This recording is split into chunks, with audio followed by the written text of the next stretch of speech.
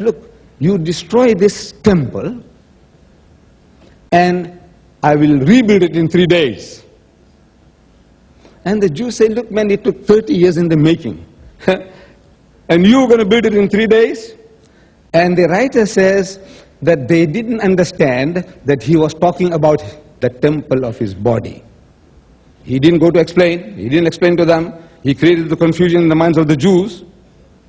If he was talking about himself, he should have said so. The people misunderstood that he's talking about the temple of Jerusalem, and he left it at that. Then they say that, look man, you are only so many years old, 30 years old, and you know about Abraham and all that. So he said, look, before Abraham was, I am.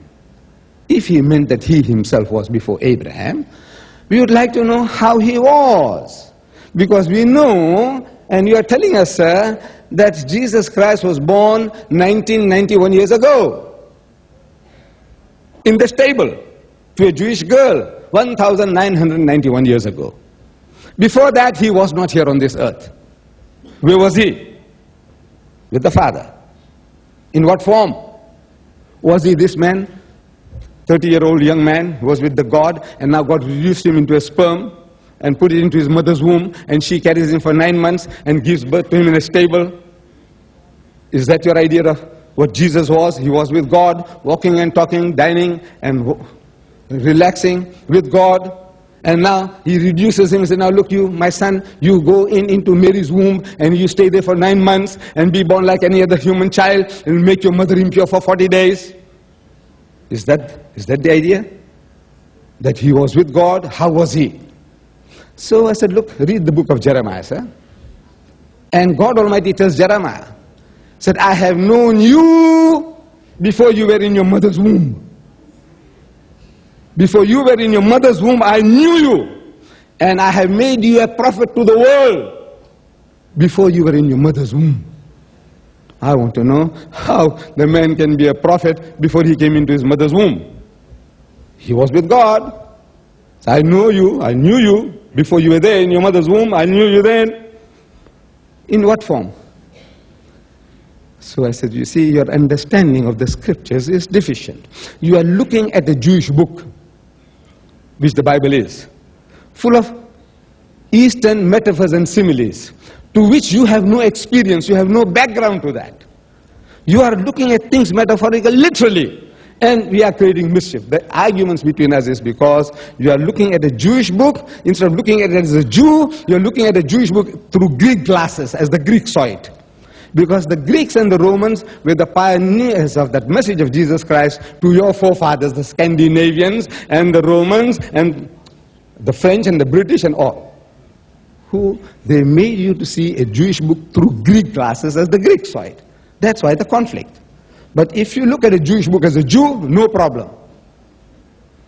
So we understand now that Jesus was with God and Jeremiah was with God, and now I tell you Muhammad was with God, and I tell you Hitler was with God, and every Tom, Dick and Harry was with God.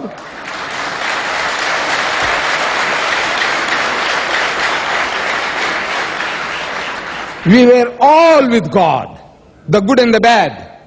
We were all with God. In what form? No form. Because God is formless.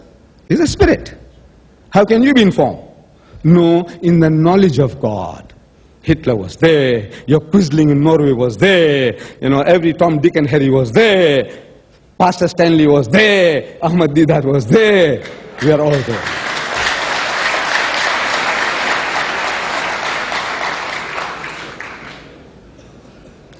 The pastor mentioned that we in Islam, we honor the Injil, truly. See, when we are talking about Injil, this is Injil of Jesus, the good news given by Jesus Christ. We accept. Whatever Jesus gave, if we can see, confirm, verify that these are the words of Jesus, that is the Injil. Injil of Jesus. But what we have today is not the Injil of Jesus. We believe in the Injil, the gospel of Jesus. Not the Injil of Matthew. You read any of the Bible, Arabic Bible, you say Injile Matthew, Injile Marcus, Injile Lucas, Injile Johanna. Have you got an Injil of Isa? We want the Injil of Isa. Have you got it? You haven't got it. Last night I referred, was it? Where that you have the red letter Bible, the Christians, you have a red letter Bible, in which every word supposed to have been uttered by Jesus are in red. I said, that's only 1/10 of the New Testament, 1/10. 90% of the New Testament is in black. Not even a word. Some of the books of the New Testament, not even one red spot. In those books, out of the 27 books, there is not even a red dot. Anyway, that means it never touched. The word of Jesus never touched it. You bring your red letter Bible and show it to me. I'll show it to you.